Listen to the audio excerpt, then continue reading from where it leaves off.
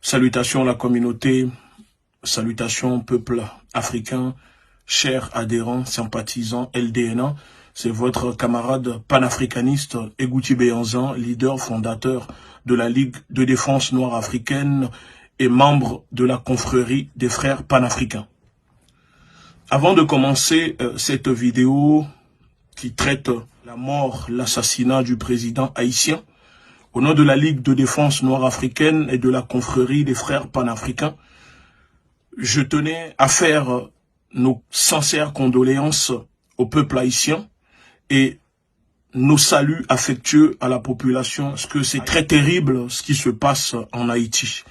Je sais que les panafricanistes, nous sommes très peu à parler de ça, de ce qui se passe en Haïti. Malheureusement, ça n'intéresse pas grand monde. C'est comme ce qui se passe sur le continent africain. Mais depuis quelques jours, nous sommes témoins de ce que on peut qualifier d'assassinat. Et avec quelques informations supplémentaires et des révélations que je vais faire dans cette vidéo, j'aimerais partager ces informations avec le peuple afro, la diaspora, les Africains et les peuples du monde. Les révélations que je vais faire dans cette vidéo concernant l'assassinat du président haïtien, je n'oblige personne à croire. Mais il faut savoir que ces informations que je vais donner sont des informations de sources diplomatiques.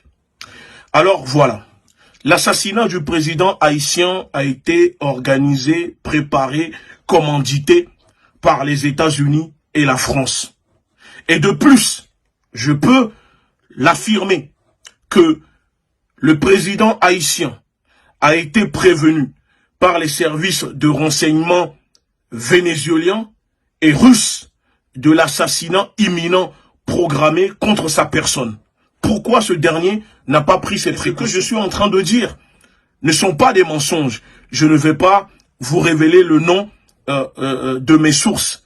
Mais je vous garantis que les Américains, les Français étaient au courant de l'assassinat du président haïtien, puisque c'est eux qui sont derrière.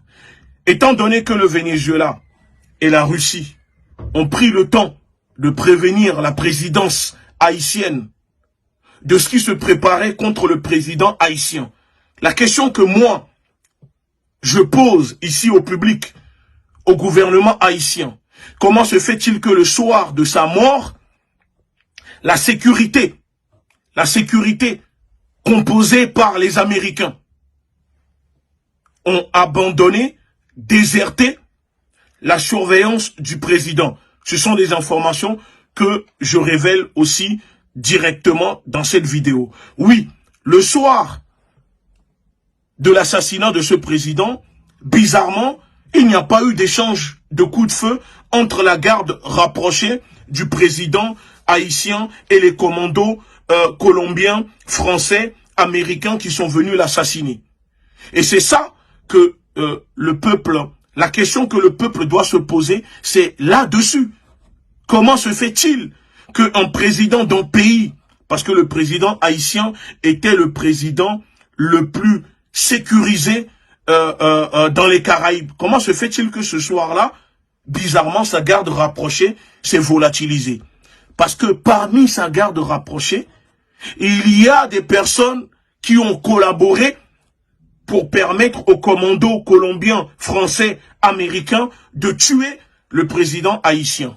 Parce que ce président, en plus de faire partir de cette liste de présidents refusant la vaccination contre le Covid-19 dans leur pays, qui sont morts aujourd'hui, le président tanzanien, le président de Burundi et aujourd'hui le président haïtien. Ça, c'est juste en parenthèse. Je dis dans cette vidéo, j'assume les révélations que je suis en train de faire, que la Russie et le Venezuela, les services de renseignement de ces deux pays ont prévenu le gouvernement haïtien de l'assassinat en cours contre le président Jovenel Moïse.